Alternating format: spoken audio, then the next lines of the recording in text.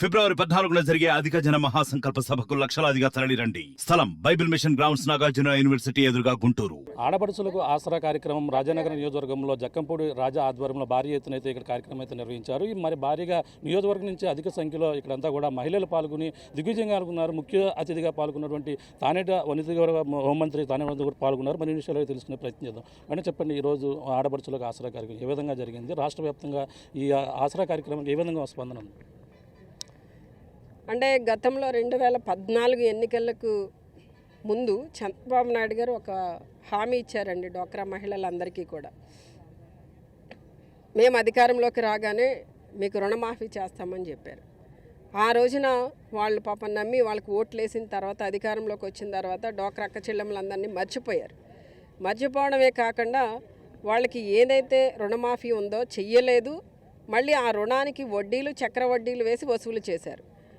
So అంటే ఈ భయంకరమైన పరిస్థితి ఆంధ్ర రాష్ట్రంలో ఉన్న డ్వాక్రా అక్క చెల్లెమ్మలందరూ కూడా చూశారు, అనుభవించారు. ఆ పరిస్థితుల నుండి విముక్తి పొందింది జగనన్న ఈ రాష్ట్రానికి ముఖ్యమంత్రి అయిన తర్వాత. అంటే ఈ రోజున జగనన్న ఏదైతే పాదయాత్రలో వాళ్ళకి హామీలు ఇచ్చారో, మన ప్రభుత్వం వచ్చే సమయానికి ఎంతైతే రుణం ఉందో ఆ రుణాన్ని 4 దఫాలుగా రద్దు చేస్తామని చెప్పారు. అలానే 45 సంవత్సరాల నుండి 60 సంవత్సరాల లోపున్న ఎస్సీ, ఎస్టీ, బీసీ మహిళా సోదరిమణులందరికీ కూడా చేయూతనివ్వడం జరిగింది. జీరో వడ్డీని ఇవ్వడం జరిగింది డ్వాక్రా అక్క చెల్లెమ్మలందరికీ. అలానే 45 సంవత్సరాల నుండి 60 సంవత్సరాలు ఉన్న మరి కాపు సోదరిమణులకి కాపు నేస్తం 15,000 చొప్పున సంవత్సరానికి ఇవ్వడం జరిగింది. అలానే అగ్రవర్ణాలు ఉన్న పేదలకి ఈబీసీ నేస్తం ద్వారా కూడా ఈ రోజున ఇవ్వడం జరుగుతుంది. అంటే ఇంతగా మహిళల్ని ఆర్థికంగా బలపరచాలని, మహిళా సాధికారత సాధించే దిశగా వాళ్ళందరినీ ప్రోత్సహించాలన్నది గతంలో ఏ ముఖ్యమంత్రి కూడా చేయలేదు. ఈ రోజున జగనన్న మహిళల మీద ఉన్న నమ్మకంతో, గౌరవంతో ఈ రోజున వారి అందరికీ కూడా ఒక అన్నలా తమ్ముడులా అండగా ఉండడం జరిగిందండి. అక్కడితోనే సరిపెట్టకుండా జగనన్న ఈ రోజున మన కుటుంబాలలో ఉన్న మన బిడ్డలను చదివించడానికి మరి అమ్మఒడి కానివ్వండి, విద్యా కానుక కానీ, వసతి దీవెన, విద్యా దీవెన ఇవన్నీ కూడా ఇవ్వడం జరుగుతుంది. అంటే ప్రతి ఒక్కటి కూడా అంటే జగనన్న తీసుకున్న నిర్ణయం మహిళలందరినీ కూడా ఆర్థికంగా బలపరుస్తుంది. అంటే ఈ రోజున దళారీ వ్యవస్థ అనేది లేకుండా ఈ వాలంటీర్ వ్యవస్థ ద్వారా, సచివాలయ వ్యవస్థ ద్వారా వారికి సంక్షేమ పథకాలు అందించడం అనేది ప్రజలందరూ కూడా హర్షం వ్యక్తం చేస్తున్నారు. ఈ రోజున మరి ఇంత ఎత్తున మరి రాజానగరం నియోజకవర్గంలో జరిగిన ఈ కార్యక్రమానికి మహిళలందరూ కూడా పెద్ద ఎత్తున వచ్చి హాజరయ్యారు. అంటే దానికి కారణం మహిళలు తమ సంతోషాన్ని ఈ విధంగా వ్యక్తం చేస్తున్నారు. దీన్ని కూడా రాజకీయం చేయడం కోసం మరి కొంతమంది పాపం ప్రయత్నాలు చేస్తూ, కొంతమంది మరి కులాల ముసుగులో, కొంతమంది మతాల ముసుగులో వస్తున్నారు. ఎన్నికల సమయం దగ్గర పడేసరికి మరి ఇన్ని సంవత్సరాలు, దాదాపు 5 సంవత్సరాలు, ఇంకా 2 నెలలు పోతే 5 సంవత్సరాలు కంప్లీట్ అవుతుందండి. ఈ 5 సంవత్సరాల కాలంలో ప్రతిపక్షం అనేది ప్రజల మధ్యకి వెళ్ళే పరిస్థితి లేకుండా జగనన్న పాలన అందించారు. అంటే ప్రజలు ఎంత సంతోషంగా ఉన్నారనేది అర్థమవుతుంది.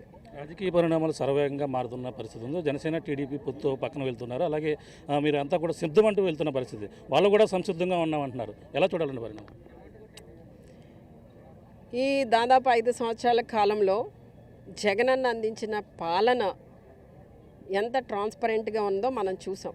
ఎక్కడ అవినీతికి తావు లేకుండా, ఎక్కడా కూడా రికమెండేషన్స్ అనేవి లేకుండా వారి అర్హతను బట్టి ప్రతి ఒక్క సంక్షేమ పథకాన్ని అందించడం జరిగింది. అది కూడా పరిపాలన అనేది ప్రతి ఇంటికి చేరింది. అంటే ఈ రోజున ప్రజలు కోరుకునేది అదే. మేము ఎవరి చుట్టూరునో తిరగాలి, ఎవరి రికమెండేషన్స్లో కావాలని వారు కోరుకోరు. ఇలాంటి పాలన గతంలో లేదు కనుక ఈ రోజున ప్రజలందరూ కూడా చాలా హ్యాపీగా ఉన్నారు. ఎన్నికలు ఎప్పుడొచ్చినా కూడా జగనన్నకి మళ్ళీ ఓటు వేసి ఈ రాష్ట్రానికి జగనన్నని ముఖ్యమంత్రిని చేయడానికి సిద్ధంగా ఉన్న సమయంలో ప్రతిపక్షాలకి ఎక్కడ అవకాశం దొరకట్లేదు. ప్రభుత్వం మీద కానీ, జగనన్న మీద కానీ బురద జల్లడానికి. పాపం నిన్న మొన్న జరిగిన అసెంబ్లీలో కూడా ఆ ప్రతిపక్ష ఎమ్మెల్యేలు వచ్చి అంటున్నారు, ఏమని అంటున్నారు, ధాన్యం కొనుగోలు చేయలేదు అంటున్నారు. నిజంగా ఆర్బీకేల ద్వారా మన ప్రభుత్వం వచ్చిన తర్వాత ధాన్యం కొనుగోలు చేసిన మొదటి ప్రభుత్వం, మొదటి ముఖ్యమంత్రి మనమే.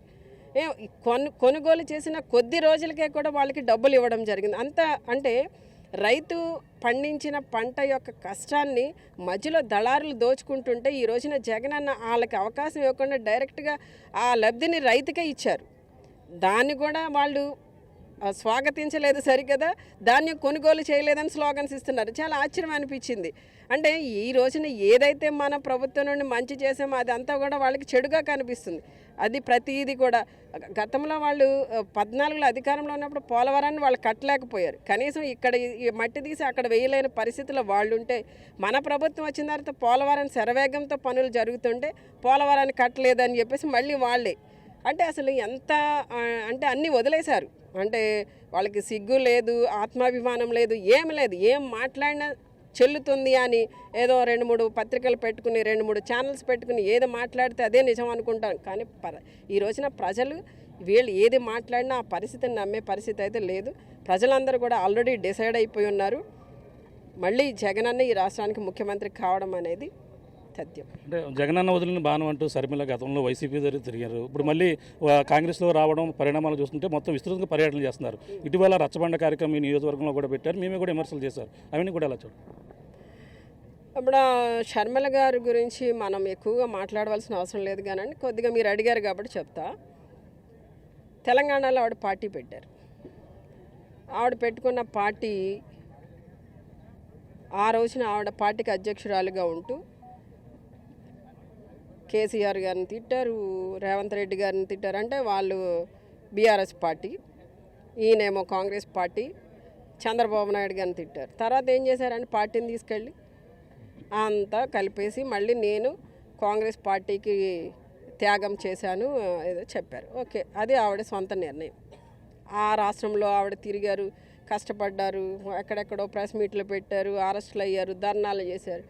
ఆవిడని నమ్ముకున్న వాళ్ళందరినీ ఏం చేశారు, ఆవిడ నట్టేట ముంచి ఇక్కడికి వచ్చారు. సరే ఇక్కడ ఏం చేద్దాం అనుకుంటున్నారు, సరే ఇక్కడ మళ్ళీ వెంటిలేటర్ మీద ఇంకా ప్రాణం పోవడానికి సిద్ధంగా ఉన్న కాంగ్రెస్ పార్టీలో మళ్ళీ ఏదో అధ్యక్ష పదవిని తీసుకున్నారు. సరే అంటే ఇక్కడ కాంగ్రెస్ పార్టీ లేనే లేదు, కావాలని ఆవిడ వచ్చారు. కారణం ఏంటి అన్నది ఆవిడకి తెలుసు, ప్రజలందరికీ తెలుసు. ఈ రోజున ఆవిడ కాంగ్రెస్ పార్టీకి పట్టం కట్టడం అనేది ఈ రోజున అసలు మన వైసీపీ పార్టీలో ఉన్న వాళ్ళ సంగతి పక్కన పెడితే టీడీపీ వాళ్ళే ముక్కును వేలేసుకునే పరిస్థితి. ఎందుకు అని అంటే గతంలో కాంగ్రెస్ పార్టీ టీడీపీ కలిసి ఏ విధంగా జగనన్నకి అన్యాయం చేశారో, ఆయన ఎలా ఇబ్బంది పెట్టి జైలు పాలు చేశారో అందరికీ తెలుసు. తెలిసిన అలాంటి పార్టీకి ఆవిడ ఈ రోజున మరి ఏదో లీడర్షిప్ తీసుకుని అధ్యక్ష పదవిని తీసుకుని ఏదో అటు ఇటు తిరిగి ప్రచారాలు చేస్తూ మైకులు పట్టుకుని మాట్లాడుతున్నారంటే మరి రాజకీయ పరిణితి లేదు అని నేను అనుకుంటున్నాను.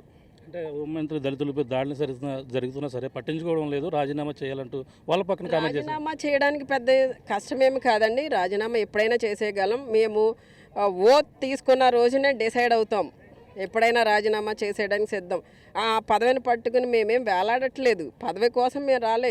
ఇక్కడ ఒక దళిత మహిళైన నన్ను గౌరవించి హోంమంత్రిగా జగనన్న పెట్టారు అంటే మహిళలతో పాటు దళితుల యొక్క ఆత్మగౌరవాన్ని కాపాడే విధంగా పెట్టారు ఆయన. ఇప్పుడు రాజీనామా చేసేయాలి. దేనికి రాజీనామా చేసే? దళితుల మీద దాడి జరిగింది. అసలు అక్కడ జరిగిన దాడి ఏ విధంగా జరిగిందో ఆవిడకి ఇంత కూడా నాలెడ్జ్ లేదు. తెలియకుండా అక్కడ ఏం జరిగిందో, ఏ సిచ్యుయేషన్ ఉందో తెలియకుండా ఆవిడ మాట్లాడడం అనేది ఫస్ట్ కరెక్ట్ కాదు. రెండోది వాటి పక్షాన మేము స్పందించామా లేదా, వాళ్ళందరికీ అండగా ఉన్నామా లేదా అనేది ఆవిడ తెలుసుకుని మాట్లాడాలి. ఇప్పుడు ఊరికే ఏదో ఆ ఏరియాకి వచ్చారు కాబట్టి వాళ్ళు ఒక స్క్రిప్ట్ రాసిస్తారు, దాన్ని పట్టుకుని మాట్లాడేసి బాగా మాట్లాడేసాము, బాగా విమర్శించేసాం, ప్రభుత్వాన్ని జగనన్నని విమర్శించేసాము అనుకోవడం కరెక్ట్ కాదండి. ఈ రోజున ప్రజలు ఏది డిసైడ్ అయి ఉన్నారు, ప్రజలు ఏ పాలన కోరుకుంటున్నారు, ఎలాంటి వ్యక్తులు ఉండాలని కోరుకుంటున్నారు, అది ముఖ్యమండి. అక్కడ అంటే ప్రధానంగా ఒక అధికారిని ట్రాన్స్ఫర్ చేసినట్టు చేస్తున్నారు. అలాగే ప్రధానంగా ప్రతిపక్షాలు విమర్శిస్తున్నాయి. ఇప్పుడు ఉన్నటువంటి మీరు కొవ్వూరు నుంచి మీరు గోపాలపురం వెళ్ళడం జరిగింది, పరిణామాలు చూడండి. మరి గతంలో అదే చంద్రబాబు నాయుడు గారు మా కొవ్వూరులో పోటీ చేసిన మంత్రి గారిని తీసుకెళ్ళి తిరువూరు పెట్టారు, పాయకరావుపేటలో అనితని తీసుకొచ్చి నా మీద పెట్టారు. దాన్ని ఏమంటారు? ఇప్పుడు రాజకీయ పార్టీలు అనేవి వాళ్ళ ఇష్టం అండి. ఇప్పుడు మా జగనన్న ఉన్నారు, మా జగనన్న ఇష్టం, మా జగనన్న ఎవరిని ఎక్కడ అమ్మ నువ్వు వెళ్ళి అక్కడ పోటీ చేయంటారు, పోటీ చేస్తా. అమ్మ నువ్వు ఇంకా రాజకీయాల్లో నువ్వు అందించిన సేవలు చాలమ్మా, నువ్వు రెస్ట్ తీసుకుంటారు, రెస్ట్ తీసుకుంటాం. ఏముంది ఇప్పుడు జగనన్న చెప్పిన వాక్యం మాకు శిరోధార్యం అండి.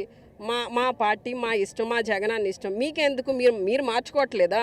మేము మార్చుకుంటే మీరేమో తప్పు బట్టి ఏదేదో అంటారు, ట్రాన్స్ఫర్స్ అంటారు, అది అంటారు. మీరు చేసింది ఏంటి? పోనీ ఎప్పుడు మీరు చేయకుండా ఉన్నారా? అది చెప్పండి ముందు. మీరు కరెక్ట్గా లేకుండా మళ్ళీ ఏదో మీరు ఎప్పుడు చేయనట్టు అలాంటి అదేదో అంటారు కదా, దెయ్యాలు వేదాలు వల్లించినట్లు అట్లా మాట్లాడడం కరెక్ట్ కాదండి. ముందు వాళ్ళని కరెక్ట్గా ఉండమనండి.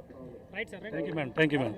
చూస్తున్నాం ఇదే పరిస్థితి. ప్రధానంగా అయితే ఇక్కడ మహిళలకు పెద్దపీట వేసినటువంటి జగన్మోహన్ రెడ్డి ఆడపడుచులకు అందరికి కూడా ఈరోజు ఆసరా ద్వారా కావచ్చు, ప్రతి ఒక్కరికి అమ్మఒడి ద్వారా అందరూ కూడా మేలు చేస్తున్నటువంటి ప్రభుత్వం ఏదైనా ఉందంటే వైఎస్ఆర్ ప్రభుత్వమే.